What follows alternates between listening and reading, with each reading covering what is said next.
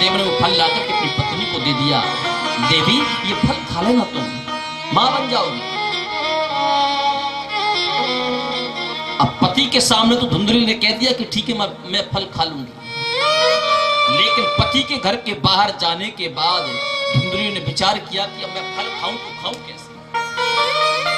मैंने फल खाया और मैं मां बनी और मैं मां बनना नहीं चाहती। उस फल को लेकर किसी सहेली के पास गई, बोली बहन क्या बता, ईश्वर भी अजीब रचना करता है, जिसके पास खाने के लिए है उसके घर में खाने वाला कोई नहीं है, और जिसके पास खाने वालों की लाइन लगी है उसके घर में खाने के लिए कुछ भी नहीं। सहेली ने कहा मतलब? धुंधली ने कहा तेरे 9 बेटे हैं, पर सुबह का ठिकाना भी नहीं और शाम का भी ठिकाना नहीं। मेरे घर में मुझे भी पता नहीं कितना अटूट धन है, कितनी संपत्ति है, कितने खजाने भरे पड़े हैं, लेकिन कोई खाने वाला नहीं। इसलिए बहन जो 10वां तेरे गर्भ में है ना, किसी से कहना मत, चुपचाप मुझे दे देना। उसके बदले में मैं तुझे इतना धन दे दूंगी, इतना धन दे दूंगी कि तेरे 9 बच्चों को जीवन में कभी भी कमाने के लिए नहीं जाना पड़ेगा। अंधे को क्या चाहिए? एक आंख। यदि जिसकी दोनों आंखें ना हो और कोई एक आंख उसको दे दे तो अंधा होने से अच्छा तो यह है कम से कम एक आंख से हम दुनिया को देख सकते। दोनों की बात पक्की हो गई, ठीक है तुम हमको धन दे देना और हम तुमको होने के बाद बेटा दे देंगे। अब उस धुंधली ने नाटक चालू कर दिया, कपड़े बांध लिए पेट से, जब तक पेट बड़ा नहीं दिखेगा तो पति को पता कैसे चलेगा। पेट से कपड़े बांधने चालू कर दिए। पति पास में बहुत तकलीफ, काम नहीं बनता। बेचारा पति घर में झाड़ू लगा रहा है, पति घर में बर्तन साफ कर रहा है, बेचारा पति हाथ से रोटी बना करके पत्नी को खिला रहा है, पिला रहा है। एक दिन पति जब बाहर चला गया तो धुंधली फिर अपनी सहेली के पास पहुंची, बोली बहन पर ये फल का क्या करें? तेरा मेरा सौदा तो हो गया, पर ये फल का करना क्या है? सहेली ने कहा सुन, तेरे घर में एक गाय है जो 6 वर्ष से बांझ है। उस गाय ने 6 वर्ष से आज तक ना बछड़े को जन्म दिया और ना बछिया को जन्म दिया। यदि संत ने सही आशीर्वाद के रूप में ये फल दिया होगा तो फल चाहे तुम खाओ या गाय खाए,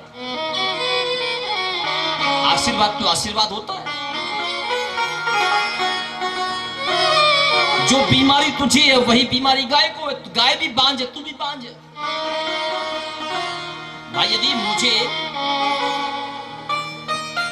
ताप आ जाए, डॉक्टर मुझे ताप की दवा दे दे, और मेरे सुनील भैया को भी ताप आ जाए और ये डॉक्टर के पास ना जा पाए, और यदि वही गोली मैं सुनील भाई को दे दूं तो वो ठीक हो जाएंगे कि नहीं होंगे? भाई बीमारी तो एक ही है, खाओगे कि नहीं खाओगे वो गोली? तो जो बीमारी गाय को है वही बीमारी धुंधली को है। बोले एक काम करो, ये फल गाय को खिला दे। दोनों ने चुपचाप मिलकर के वो फल गाय को खिला दिया। कालांतर में धीरे धीरे समय आया, रात्रि में सहेली को बेटा हुआ और रात ही रात में बेटा धुंधली के घर भेज दिया। बच्चे के रोने की आवाज सुनाई दी, आत्मदेव की आंख खुली, गदगद हो गए। 20 वर्ष के बाद बेटा होगा। बेचारे आत्मदेव को क्या पता कि पीठ पीछे क्या खेल हुआ है। आत्मदेव ने तो सोचा कि बेटा मेरा ही है, पर बेटा किसी और का था।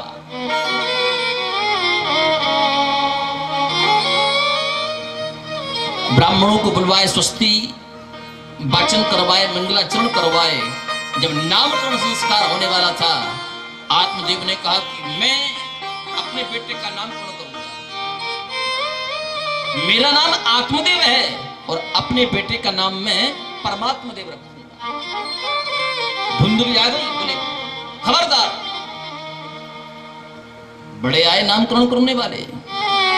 9 महीने यीशु गर्भ में मैंने रखा, कष्ट मैंने सहे, और नाम तुम अपनी इच्छा से रखोगे।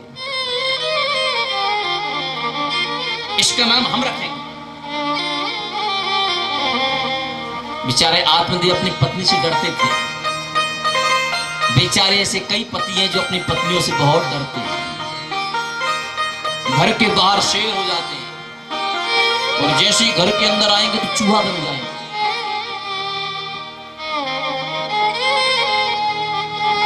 धुंधुली ने कहा कि इसका नामकरण मैं करूंगी। आत्मदेव ने कहा हाँ ठीक है आप करो, अगला होगा हम उसका कर लेंगे, आप खुश रहो तो हम भी खुश हैं। धुंधुली ने कहा कि मेरा नाम धुंधुली है और मैं अपने बेटे का नाम रखती हूं धुंधकारी। यथा नाम तथा। कालांतर में धीरे धीरे समय आया जो फल गाय को खिलाया था। गाय ने भी एक मनुष्य को जन्म दिया, एक बालक को जन्म दिया। गाय ने बछड़े को जन्म नहीं दिया, गाय ने बछिया को जन्म नहीं दिया, गाय ने एक मनुष्य को जन्म दिया। क्योंकि महात्मा ने कहा था ना कि एक सुंदर मनुष्य जन्म लेगा, वेद पाठी होगा, वेद मंत्रों को जानने वाला होगा। उसका संपूर्ण शरीर मनुष्य की तरह है, पर जो कान है वो गौ के समान। आत्मदेव जी ने उस बालक का नामकरण किया कि इसके दोनों कान गौ के समान हैं, इसलिए इसका नाम हम आज से गोकर्ण रखते हैं। गोकर्ण पंडितो ज्ञानी धुंधकारी महाखलः। जो गोकर्ण थे परम ज्ञानी हो गए, और जो धुंधकारी था वो महाराक्षस हो गया। गोकर्ण मंदिर में पूजा करने लगे, गीता जी का पाठ करने लगे, माता पिता की सेवा करने लगे, तीर्थ यात्रा करने लगे। धुंधकारी सुबह उठता खोल करके पी जाता, कई दिन स्नान नहीं करता, कभी दातुन नहीं करता, कभी मंजन नहीं करता, कभी इससे झगड़ा करता, कभी उससे झगड़ा करता, कभी इसकी यहाँ चोरी करता, कभी उसकी यहाँ चोरी करता।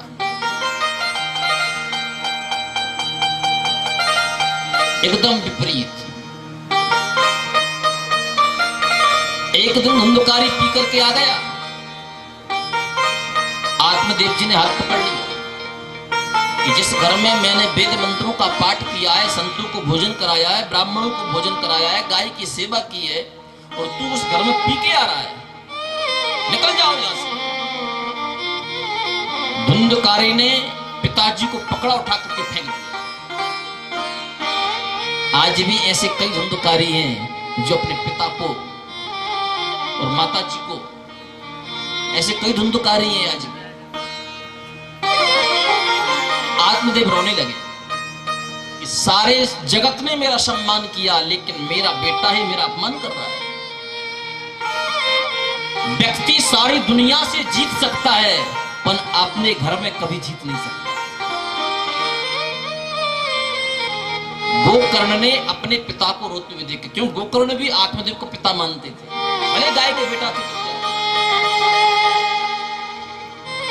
गोकर्ण ने कहा पिताजी आप रो क्यों रहे? आत्मदेव ने कहा बेटा सब कुछ लुट गया।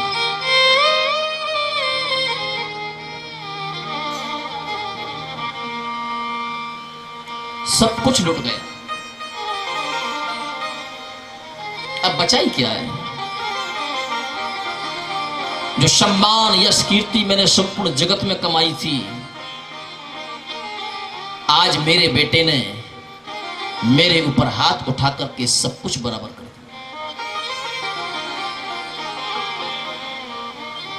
कहते हैं कि जिस घर में पिता का अपमान होने लग जाए, उस दिन समझना कि आपकी मृत्यु हो चुकी है। जब तक आपका सम्मान है तब तक आप जीवित हैं, और जिस दिन आपका उसी घर में उस परिवार के लोगों से अपमान होना लग जाए, समझना कि आपकी आयु क्षीण होने लगे। गोकर्ण कहते हैं पिताजी ये तो एक भ्रम है, कौन किसका बेटा, कौन किसकी मां, कौन किसका भाई, ये सब एक स्वप्न है। सच्चा संबंध तो केवल ईश्वर से है, संसार के लोगों से कोई संबंध नहीं।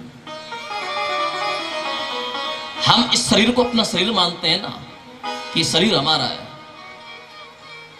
आप बताइए शरीर आपका है क्या? ये आपका है शरीर?